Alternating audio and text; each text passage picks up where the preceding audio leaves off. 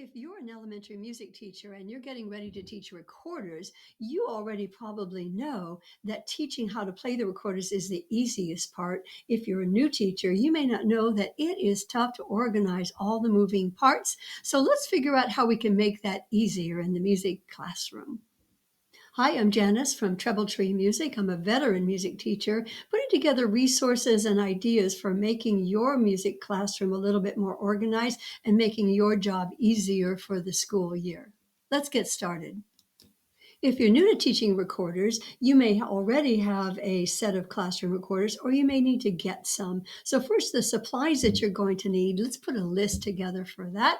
And you're going to need recorders, one for each class. There's been many years where I've had 3 or 4 classes and of 30 each, and that makes for quite a few 3 or 4 classes at each grade level, and that makes it tough to organize all of the recorders. So I came up with some ideas around that. If you go over to my blog on trebletree.com, you'll find that I have some links to where to buy recorders. These are just a couple. There's all kinds of ways. I wouldn't spend too much on the beginning recorder, but make sure it's a nice quality one that has some nice quality sound. Kids really react to what the recorders sound like. Next, let's get some 2-gallon plastic resealable bags. And what we're going to do is put a label on each of those bags. And at the beginning of the year, or whenever you're getting ready to start recorders, you would have all those bags ready. So make sure you've got some bags coming from Amazon or wherever you order your materials. I found one tip that was really good. I call this a teacher tip. Is I asked my school secretary one year to just print labels. They do that all the time for the children's name and the teacher's name. And then I had a whole sheet of that class's teachers, and then that class's name. Then you can put the labels right on the bags, and that makes it kind of easy for helpers if they're reading names for getting the recorder bag. So get those labels, ask your secretary, let them help, and it'll be much easier. Next, you'll want to get a couple of plastic tubs. You could even use cardboard boxes, and you're going to want to have it big enough to put a whole class set of recorder bags in each tub. And we'll talk about what we want to do with that tub as well. Let's label each of the tubs by the teacher. So I would put 4th grade Jones, and I would put 5th grade Weaver, and then I'd make sure that I could see the class names on the tubs. You want to make the tubs in a convenient place where you can use student leadership to retrieve the tub, call out the names of the recorders as kids are coming into the classroom or at whatever time you want to start the teaching or get those passed out. Make that easy and retrievable. Let the students help you with all of the work.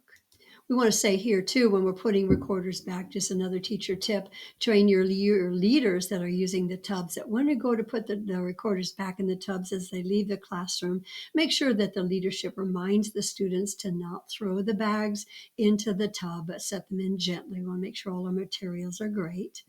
All right, let's continue on our things of supplies that we need. We need pencils. You want to have a nice supply of pencils and give every student a pencil. And then they can also be going around the room and filling their own bag. You could do it that way as well. Another supply that you're going to need are buckets. You're going to need a clean bucket for recorders that haven't been used and a dirty bucket for recorders that have been used during the classroom. Once in a while, students will drop a recorder, then it feels like it's dirty on the floor, or they might have taken it home and they didn't remember to bring it back, and you just want to have some extra recorders on hand. You'll also want your recorder materials and curriculum in a place that they can easily get to for those kids that come in late to the class or new to your classroom and have extra materials available.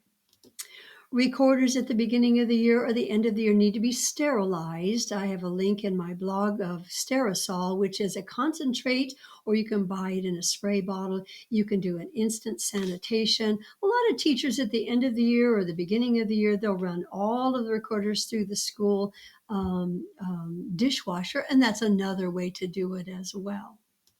All right, now that we have all of our supplies, let's put together the bags. And we're going to have a bag for each student, and everything that belongs to them will be in that bag. So, already, if you don't have a curriculum that you want to use, you'll want to put something together to use. I like to combine the Music K8 recorder karate and the belt systems with Music Play Online. They both have great things. I like to use both of those resources, and I'll put a hard copy together. Easy to download, easy to sign up for subscription with both of those. I like to make a hard copy that they can put in their folder, in their bag, and have access to that. I also like to have writing things in those bags so that sometimes we want to just take a break from playing for a few minutes and review our basic music writing skills and note naming skills as well. So we've got a stapled packet that we're going to put in that bag. So I really like the recorder karate. I think I mentioned that with the Music K8. One of the other organizing things is to get some recorder ribbons, recorder belt ribbons together. And I like to just go to a sewing store and get inexpensive ribbons and then cut them apart and put them in plastic drawers so that kids can, once they have mastered their recorder karate song, whatever that might be, they can go retrieve their own belt. And I also have rubber bands in that recorder zone. They put a rubber band on their belt. They put a rubber band on their recorder, and then they tie the ribbon to the rubber band. And then at the end of the year, they can take that whole rubber band collection of belts with them and take them off the recorder. They love doing that. And it's an easy way to scan the classroom and see who has already done the first belt, the second belt, the third belt. I can tell at a glance. Another resource I really like is QuaverEd. If you haven't discovered QuaverEd, I highly recommend that you take a look at that, do a trial lesson. I like the way that QuaverEd allows me to be able to give an assignment to play something in a a recorded window, and then have that come to my my teacher resource. And so sometimes I would put an assignment, say, hey, play Mary Had a Little Lamb, and they would record that, and then that would come to me, and then in my leisure I could listen to those recordings. So again, it's a Music K8, Music Play Online, QuaverEd. There's some great resources. I really like also that QuaverEd has all of these digital resources. They also have a recorder section as well. I love the backing tracks on all of these resources. But I really think that kids enjoy having something concrete in their hands, a packet they can write on. That can also be something that they can take home at the end of the year. If you want some more ideas about what to put in that recorder packet and how to compile a recorder packet that has playing and writing, be sure and email me at troubletreemusic@gmail.com. Happy to give you some ideas. Okay, we have all of the resources now. Let's put it together. So have each of the students have a recorder bag with their name on it. Pass out those bags, or have a leader call out the names. Pass out recorders, and have them add that to the recorder. I'll just walk around the room and give everybody a recorder. I'll have them line up at a recorder bucket.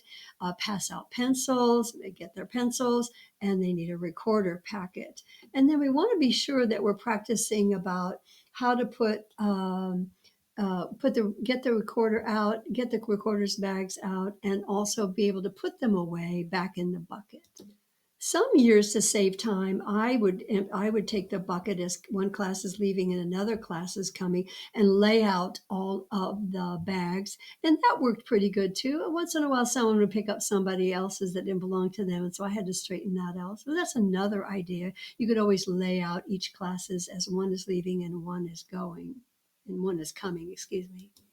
I have a new resource that I put together about how to do all of this organization, and you can find that link in the description today, or you can go to my blog and see that link. And one of the things I included in this recorder organization resource is flashcards, and I really like having to have stations or sub bucket items where I have flashcards where kids can practice that. I love to get them together, sets of 2 and sets of 4. And on the flashcards, it has the staff letter, and it also has the recorder fingering and has the letter. On the back side, no letter. So kids can get together, they can decide, is it what letter is it? They can show each other how to play that. It's another way to do reinforcement of those reading music skills.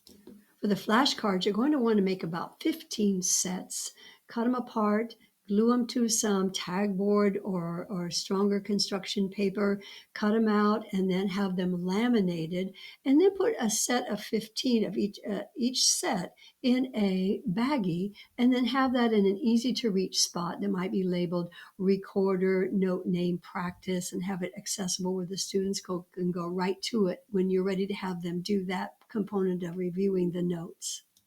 I also like to use those flashcards as a whole class activity, and I'll put the card underneath my overhead projector, and we would decide what's that letter. We might even do teams, we might even do a bell ringing activity to see who gets it first. They love doing that kind of thing. The other thing in this resource about how to organize the recorder, learning to organizing the recorders for getting started with the recorder is I have a wall chart of fingering. And then sometimes they might be learning something they might forget. They're not sure where they can always go reference that wall chart. Having that is a nice way to refer kids if they don't remember. We'll go look at the wall chart. What does that say? Here's another teacher tip. I recommend making a recorder zone somewhere in the room. That might be where all the belts are. That might be where the extra packets are, pencils, where the drawers for the ribbons are. They call that a recorder zone. I think that would really keep things kind of organized and they know where to go. One more thing that's in that organizing the recorders is a word search with all of the recorder vocabulary. Kids love word searches, and I include that in my packet whenever I'm making a recorder packet. One of the other things I found was extremely motivating for kids getting started on the recorder. Certainly, we all start with the soprano recorder. It's a great instrument. And I bought some, actually, the last school I was at, they already had some alto recorders. And then I went ahead and bought a few more. I bought some tenor recorders, and I also bought some sopranino recorders, which are pitched an octave higher and they're a little bit smaller. And as an incentive, they had to get to the third belt in order to be able to play these other auxiliary instruments. Some of the young people had really big hands with the tenor, and they could use the tenor. But if they were still skilled and they didn't have hands big enough, they could use the sopranino. And the sopranino is a little more challenging. It's a little on the squeaky side. So I made that a challenge. Hey, this is a smaller one. Doesn't mean that it's easier. It was like a big motivating factor to be able to play those bigger instruments. And so they had the option of coming in and grabbing one out of a bucket.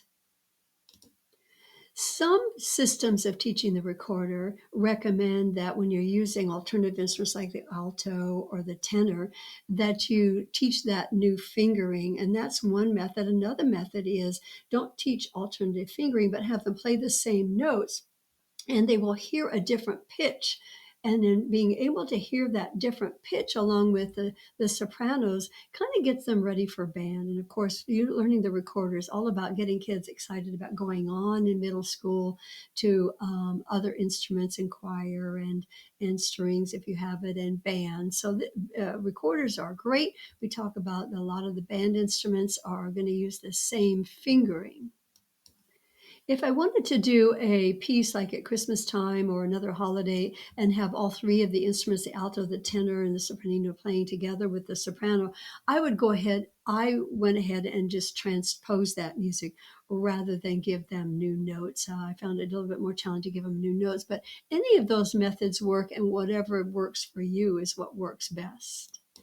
Some other resources that I've created you might really like, and one is called a music class report card, where you can give a report card to your classroom teacher about how their class did. I think it's always nice for teachers to know exactly how they did. They like to support us in the classroom, reinforce and remind about consequences if something has not gone quite the right way.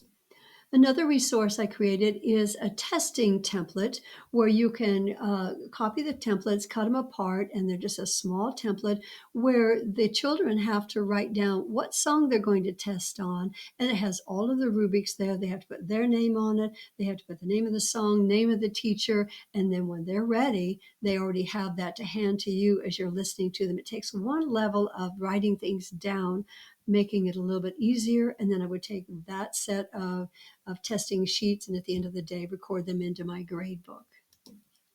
A couple other things that I put a link down here in the description also is creating groups in the music classroom, and you can have groups of 2 or groups of 3 or 4, and they can decide on a group name. They can have some camaraderie. They can have one team against another team, and then I change that only a couple times a year. Everybody's idea of when to change those groups is up to you, whatever works best for you in your class. Another resource is creating class officers. I'm all about stepping back and doing less, and that's hard for me. I always want to jump in, what do they call it, helicopter in and take over, and I really have to just step back. Once our class officers are elected at the beginning of the year, I then have to let the president take over. They're taking roll for me. They're looking at the seating chart. My instrument helpers are passing out the recorders.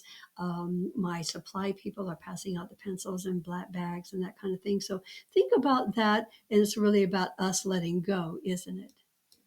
I hope some of these ideas will be able to help you as you start down that path for organizing your recorder units. I usually teach a recorder all year long, and then we just build on that skill as we add other instruments. And it just takes a little bit of time. Once that organization piece is done, then the coming and going in the classroom will be a little bit easier. One more teacher tip, because recorders and the organization of and putting instruments away, I always add another 5 minutes at the end of class. And I have a little reminder clock up in my room, 5 minute, leave 5 minutes early because I sometimes forget. If they can be started out the door, starting to line up, putting everything away 5 minutes early, that'll put them right out the door on time for the next class. Are you in one of those schools where there's no break between classes and it's one class after another? Once in a while there's a 5 minute break? This is not unusual, so let the students do the work and have a great school year.